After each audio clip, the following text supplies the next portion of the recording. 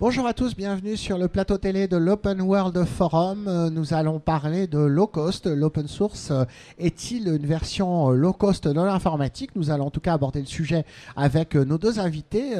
D'abord Véronique Turner, bonjour. Bonjour. Vous êtes à la présidence du groupe Alterway. Oui. Et Jean Séverin Lair, j'espère que je n'écorche pas votre nom, directeur des systèmes d'information au ministère de la Culture et de la Communication. Bonjour. Bonjour. Alors, je suis sûr que vous êtes d'accord, mais je vais essayer de ne pas vous mettre d'accord. Si on prend la question de base, l'open source est-il le low cost de l'informatique? Même si avant que vous me répondiez non, il est évident que c'est quand même une question qu'on peut se poser. On a eu l'impression qu'un certain nombre de gens allaient vers l'open source, alors peut-être pas dans les grandes entreprises ou les grandes organisations, mais allaient vers l'open source parce que c'était gratuit, avant d'y aller parce que c'était ouvert. Et donc ce phénomène-là a peut-être créé cette impression que l'open source c'était quand on n'avait pas les moyens. Est-ce que on peut peut-être poser la question à Monsieur Lair, quand on va aujourd'hui vers de l'open source pour la DSI d'un ministère, est-ce qu'on y va pour faire des économies aux contribuables? Alors oui. C'est bien, déjà. En effet, c'est une question d'économie, mais je dirais sur l'aspect en fait low cost ou pas, je dirais plutôt que c'est une économie parce qu'on paye exactement ce dont on a besoin. Donc si on prend l'aspect négatif du low cost, c'est pas ça. Si on prend l'aspect qu'on paye un avion low cost parce que tout ce dont on a besoin c'est d'aller d'un point à un autre et qu'on n'a pas besoin du sandwich, de la boisson, etc. Oui, c'est comme l'aviation low cost. C'est-à-dire on paye vraiment le service dont on a besoin. Et que si on a envie du sandwich et de la boisson, on a toujours la possibilité de le payer en plus, si on souhaite. Donc vous, dans votre démarche, lorsque vous étudiez les solutions open source, c'est ce qui est intéressant peut-être dans l'administration, c'est qu'il y a quand même les deux facettes. Il y a la facette moins ça va coûter, ça veut dire moins ça va coûter aux contribuables, et à côté de ça, il y a la recherche d'un juste prix en fait.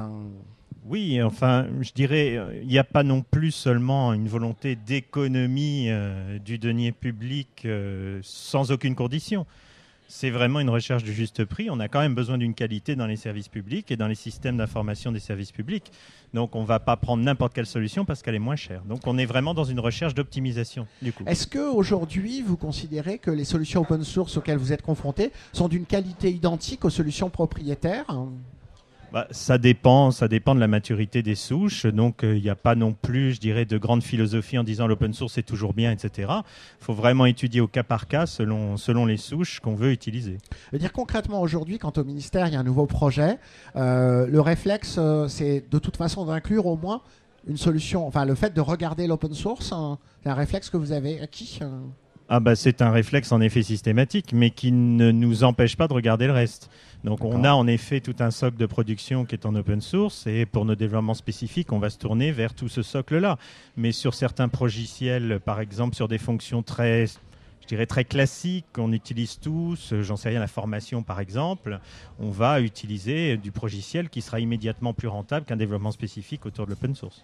D'accord. Est-ce que vous constatez cette démarche-là chez la majorité de vos clients Oui, après, je mettrais une petite nuance. Parfois, c'est vrai quand même que ça correspond à du réel low cost. C'est vrai que vous le dites. Il y a eu ce mythe sur l'open source de low cost parce qu'il y avait la possibilité de télécharger des versions gratuitement. Et c'est vrai que pour un certain nombre de petits outils, de bibliothèques, etc., vous avez accès à des solutions et ça représente vraiment, je dirais, une économie pour nos clients. Est-ce que vous sentez une différence de comportement suivant qu'on est dans le secteur public ou le secteur privé de ce point de vue-là Non, je crois que aujourd'hui, en tout cas, je pense que les deux démarches sont sur des démarches qui sont pragmatiques. Jean Séverin le dit et je pense que c'est important, ce qui est la recherche de la performance, de la qualité, et c'est ce qui prime avant toute chose. Après, c'est vrai, il y a cette logique de regarder s'il existe une alternative open source, parce que c'est vrai, ça peut faire des économies de coûts. C'est également important de pouvoir dépenser juste ce dont on a besoin. Et puis également aussi, je pense que c'est important de bénéficier de l'ouverture du code, de pouvoir accéder au code, de pouvoir le redistribuer. En effet, c'est deux sujets différents. Quand vous dites tout à l'heure ne payer que ce dont on a besoin, j'ai l'impression quand on regarde les offres des fournisseurs propriétaires, c'est aussi quelque chose vers laquelle ils vont. Aujourd'hui, le modèle cloud ou SAS fait que de plus en plus, vous avez la possibilité de payer au nombre d'utilisateurs ou à la quantité de données utilisées. Donc peut-être que cet argument-là, il peut être contourné par les fournisseurs propriétaires.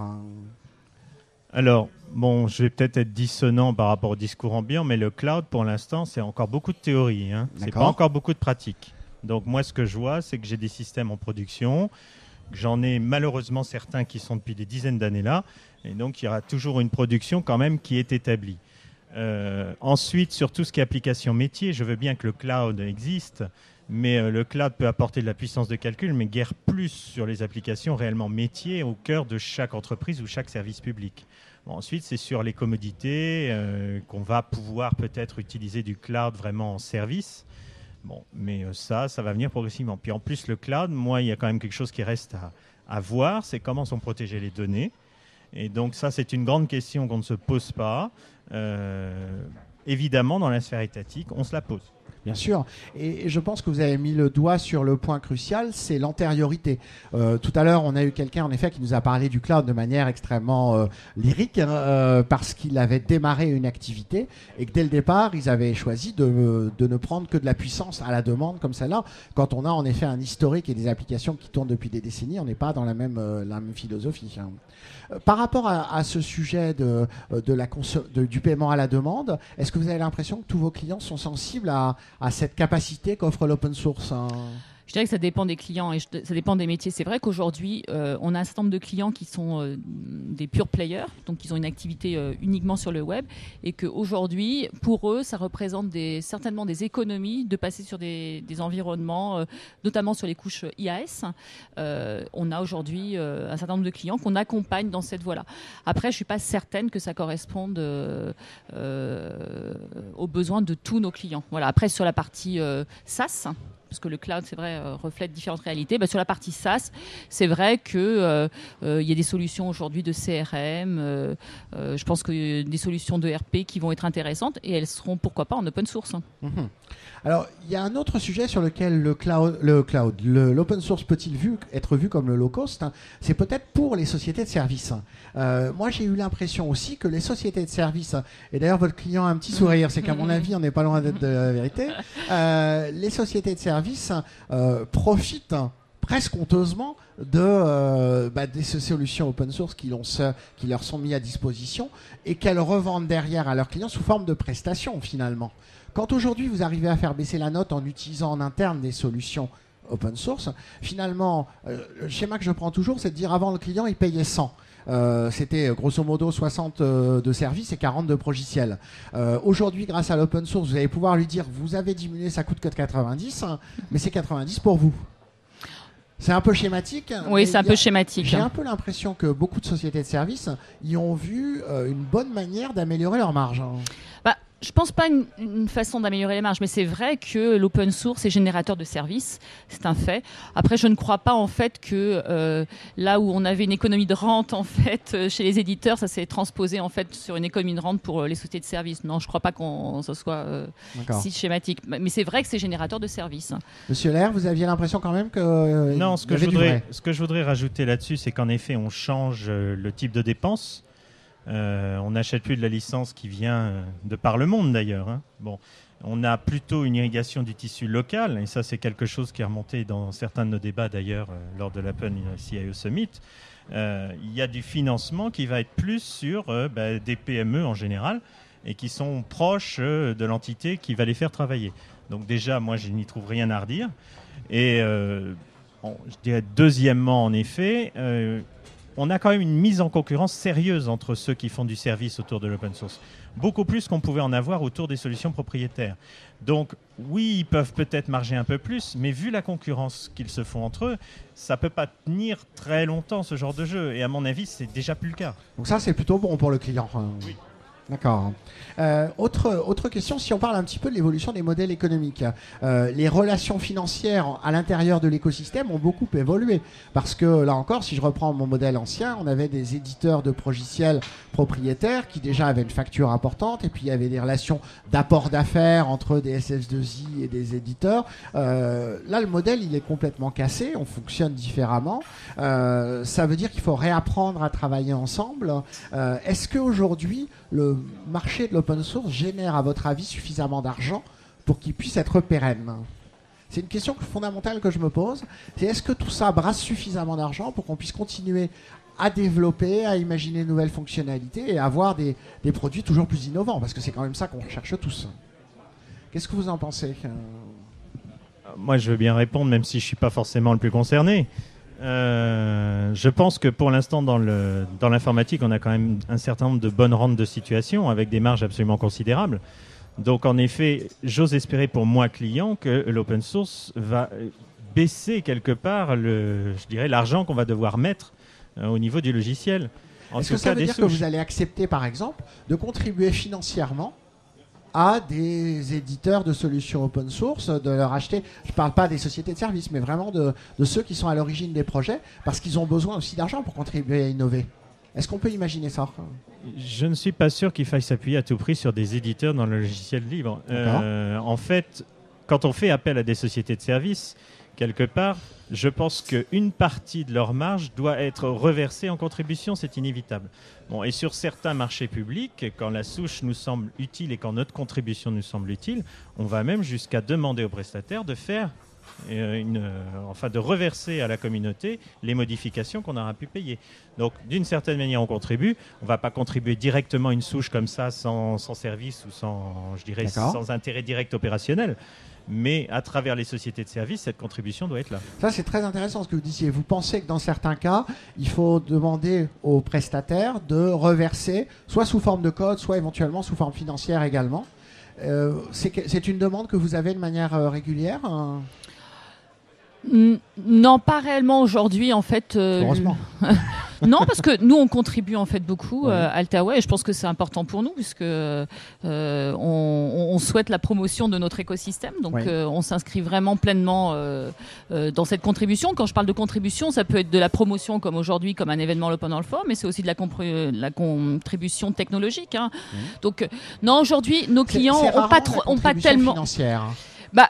On a de la contribution financière, nous, aujourd'hui, sur des aspects de sponsoring d'événements. Après, c'est plutôt de la contribution, je dirais, technologique. Oui. Mais on a aujourd'hui, non, pour être honnête, nos clients, c'est pas tellement leur préoccupation aujourd'hui de contribuer.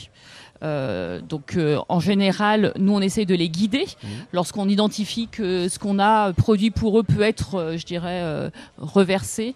On soumet l'idée et en général, il n'y a pas de frein, mais c'est pas, on va dire, un réflexe immédiat parce que c'est pas dans leurs préoccupations. Je pense qu'Alterway, de ce point de vue-là, a des bonnes pratiques parce que vous connaissez bien ce marché de l'open source. Quand je pose la même question à des grandes sociétés de services, on peut citer des Capgemini, Accenture et d'autres qui me viennent par la tête. On a l'impression que la réponse est avec des grands yeux étonnés de dire mais pourquoi est-ce qu'on irait reverser une partie de notre chiffre d'affaires même si en fait on en fait grâce à ces projets open source. Et je pense que c'est intéressant ce qu'on se dit là tous les trois, c'est qu'il y a quand même cette notion de circuit économique qui fait que l'argent, il doit un peu circuler. Ça ne peut pas être que des bonnes intentions qui circulent. Tout à fait. Ça doit être à un certain moment des espèces sonnantes et trébuchantes. Tout à fait. Mais je pense que la contribution, et c'était ce matin ce qui était évoqué à l'OpenCIO Summit, la contribution, c'est aussi une démarche très pragmatique pour nos clients. Ils doivent se rendre compte que contribuer, c'est aussi une démarche qui est égoïste, c'est-à-dire qu'en contribuant, ils reversent du code dont ils n'auront pas à avoir à assumer le support. Donc c'est aussi une démarche qui est très pragmatique et pas que idéologique. Alors une dernière question peut-être, parce qu'on est dans l'actualité, on parle beaucoup des prochains budgets de l'État. Est-ce qu'aujourd'hui, dans les coups de rabot qu'on vous demande, j'imagine, de faire également sur votre budget informatique, l'open source est un outil pour vous aider à réduire le coût du budget informatique du ministère de la Culture ? Alors, je dirais que notre budget est raboté en effet comme tout budget public actuellement, mais sans excès non plus. Ce que je dirais simplement, c'est qu'on a en effet déjà de l'open source depuis assez longtemps. Donc le premier effet, ça y est, j'utilise l'open source, ça coûte moins cher, est un peu passé malheureusement. Maintenant, on y est dedans. Ce qu'on cherche à gagner maintenant, c'est plutôt de l'agilité et de la rapidité dans l'exécution des projets. D'accord. Et donc, alors par rapport à la question qu'on se posait au départ, finalement la réponse elle est double. Ce que vous me disiez, c'est que l'open source, ça n'est pas par principe du low cost, mais que ça peut par contre aider certaines entreprises qui ont besoin peut-être de démarrer avec des solutions moins chères. C'est clair. Je pense que c'est pas par principe low cost, et je pense que ce serait une mauvaise association de continuer à dire open source égale low cost, et j'irais même plus loin, égale low service. Ça, c'est totalement faux. Maintenant, au cas par cas, ça peut en effet faire des économies importantes. Je pense notamment dans le domaine de l'infrastructure, je pense dans le domaine applicatif, souvent le coût est transposé. Il n'est pas mis sur la licence, il est mis sur de la valeur ajoutée pour l'entreprise du côté des métiers. Voilà. Parfait, bah, écoutez, merci beaucoup. Merci à beaucoup. tous les deux Merci. d'être venus sur le plateau de l'Open World Forum. On se retrouve très prochainement pour un nouveau débat.